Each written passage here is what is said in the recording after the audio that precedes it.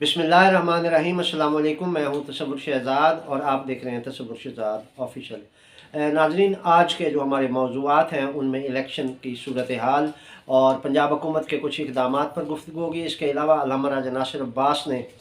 इमरान खान से जेल में मुलाकात की है। अडियाला जेल में होने वाली इस मुलाकात का कुछ अहवाल आपके साथ शेयर करेंगे। अगर आपने हमारा चैनल सब्सक्राइब नहीं किया तो सब्सक्राइब कर लीजिए, बेल आइकन का बटन दबा दीजिए और कमेंट सेक्शन में अपनी राय से हमें ज़रूर नवाजिएगा और इस वीडियो को अपने दोस्तों के साथ भी शेयर कीजिएगा। नाज़रीन, सबसे पहले बात करेंगे इलेक्शन के हवाले से। तो इलेक्शन के हवाले से तमाम तैयारियां मुकम्मल हो चुकी हैं। आज वज़ीर आला पंजाब मोहसिन नकवी की ज़ेर सदारत लाहौर में इजलास हुआ और इस इजलास में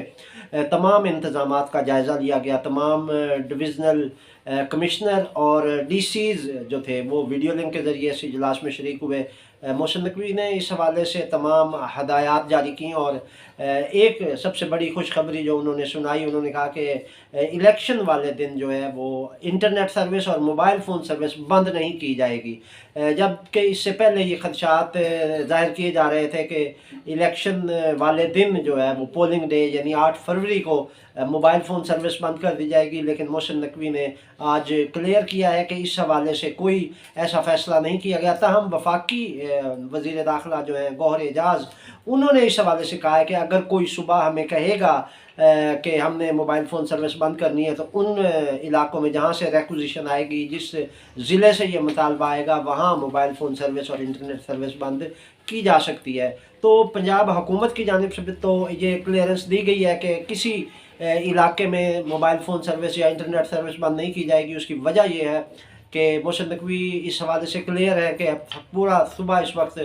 पूरे सूबे में सूरत अमन व अमान की जो सूरत हाल है वो कंट्रोल में है, इसलिए इसकी ज़रूरत नहीं है। जबकि वफाक की जानिब से ये इशारा इस बात का ख़दशा है कि हो सकता है कि कहीं ना कहीं ये सर्विस अमन व अमान का बहाना बनाकर बंद कर दी जाए। इसके अलावा मोहसिन नकवी ने यह भी कहा है कि 8 फरवरी का इलेक्शन होते ही रात को जो है वो सफाई ऑपरेशन कर दिया जाए। तमाम बैनर, पोस्टर और पेनाफ्लेक्सेस जितने हैं सियासी रहनुमाओं के, वो सारे उतार दिए जाएँ और दोबारा एक ऐसी सफाई करके ऐसा माहौल बना दिया जाए जिससे लगे ही ना कि यहाँ पे इलेक्शन हुआ है। और उन्होंने सफाई के हवाले से तमाम मुतलका जो इदारे हैं उनको बड़ी सख्त हदायत की हैं कि 9 फरवरी को किसी सियासी जमात का कोई बैनर, प्ले कार्ड, पोस्टर और पेनाफ्लेक्स दिखाई नहीं देना चाहिए। और उन्होंने इस हवाले से तमाम इदारों को ज़िम्मेदारियाँ भी तफवीज़ कर दी हैं और खसूसी हदायत जारी की हैं कि वो इन चीज़ों का सफाया करें और कोई ऐसा नामो निशान ना रह दें। उन्होंने कहा कि ये जो चीज़ें हैं ये इलाकों और शहरों की खूबसूरती पर असरअंदाज होती हैं और ये खूबसूरती डैमेज करती हैं, इसलिए हम नहीं चाहते कि कोई ऐसी चीज़ें नज़र आनी चाहिए। इसलिए उन्होंने इस हवाले से मुतल्लिक़ा तमाम इदारों को हदायत कर दी हैं और डीसीज़ को हिदायत की है कि अपने अपने अज़ला में इसकी बाकायदा मॉनिटरिंग करें और ख़ुद अपनी निगरानी में ये सारा ऑपरेशन मुकम्मल करवाएँ। इसके अलावा फ़ौज ने पूरे पंजाब में जो जहाँ जहाँ हसास अज़ला में फ़ौज तैनात की गई थी वहाँ पर टेक ओवर कर लिया है। इस वक्त लाहौर की अगर बात करें तो लाहौर में मुख्तलिफ़ इलाक़ों में फ़्लैग मार्च हो रहे हैं। पुलिस, रेंजर और फ़ौज मुश्तरका फ़्लैग मार्च कर रही है और इससे फ़्लैग मार्च का जो मकसद है वो ये है कि अवाम में अमन व अमान का तासुर देना है, ताकि अवाम को ये अंदाज़ा हो कि इस वक्त सिक्योरिटी फोर्सेस अलर्ट है और अमन व अमान की सूरत हाल इस वक्त तसल्ली बख्श है। तो ये वो बुनियादी फैक्टर था जिसकी वजह से फ़ौज को तलब किया गया। और इसके अलावा PSL के मैचेस भी शुरू होने जा रहे हैं और उसके लिए भी महकमा दाखिला ने वफाकी हुकूमत को एक रिक्विज़िशन भेजी है जिसमें मुतालबा किया गया है कि फ़ौज और रेंजर की डिप्लॉयमेंट दी जाए मैचेस के दौरान भी और हेलीकॉप्टर भी दिया जाए ताकि फ़िज़ाई निगरानी की जा सके। तो इस पर भी वफाकी हुकूमत को ये रिक्विज़िशन भिजवा दी गई है। अब वफाकी हुकूमत ने इस पर फैसला करना है कि वो हेलीकॉप्टर या फ़ौज या रेंजर कितनी मिकदार में यहाँ पे भिजवाते हैं ताकि PSL मैचेस का भी जो इनकाद है वो अच्छे अंदाज में हो सके। जहाँ तक इलेक्शन की बात है तो इस हवाले से नाज़रीन मुख्तलिफ़ आरा पाई जा रही हैं। मुख्तलिफ़ तज्ज़िया निगार और मुबस्सिरीन जो है उनकी आरा मुख्तलिफ़ हैं। कुछ लोग ये कह रहे हैं कि पंजाब में नून लीग को पोजीशन दिलवाई जाएगी और सिंध में پیپلز پارٹی کی حکومت بنائی جائے گی، بلوچستان میں پیپلز پارٹی اور JUI اور اس طرح ایک مکسچر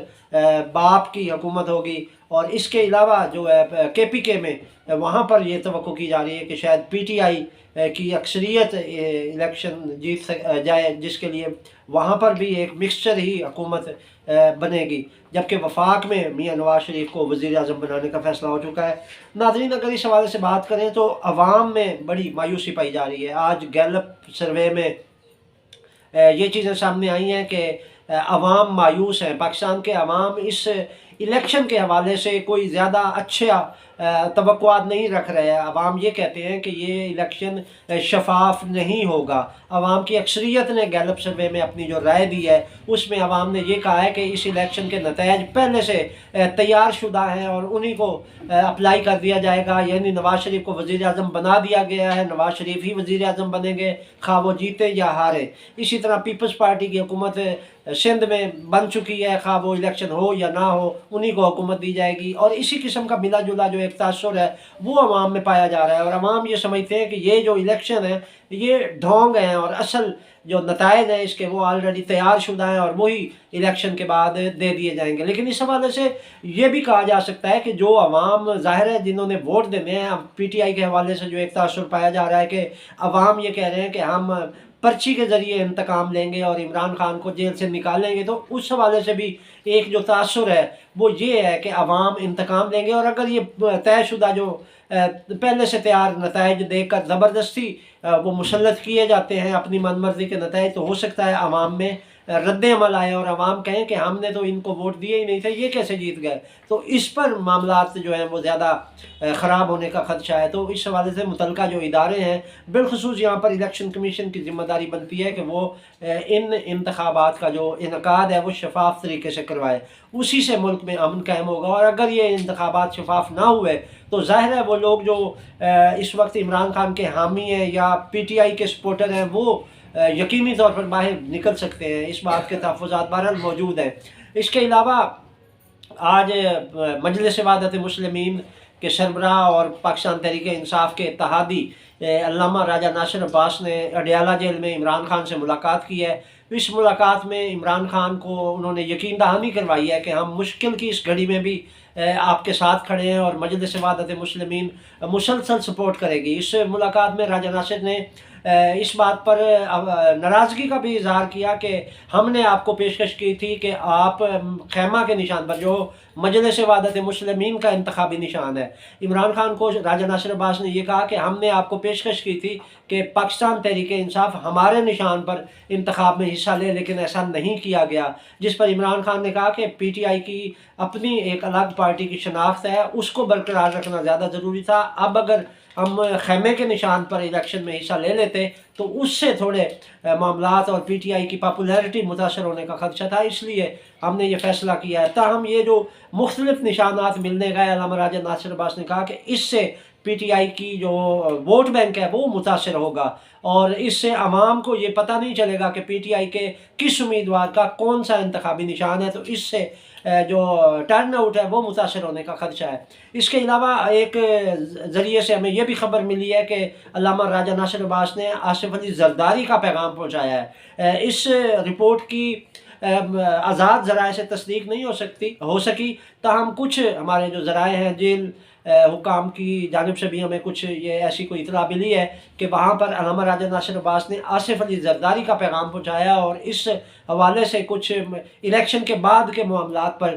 گفتگو ہوئی ہے۔ اور اس کے علاوہ علامہ راجہ ناصر عباس کچھ اور باتیں بھی کرنا چاہتے تھے جو نہیں کر پائے، اور اس کی وجہ یہ بیان کی گئی ہے کہ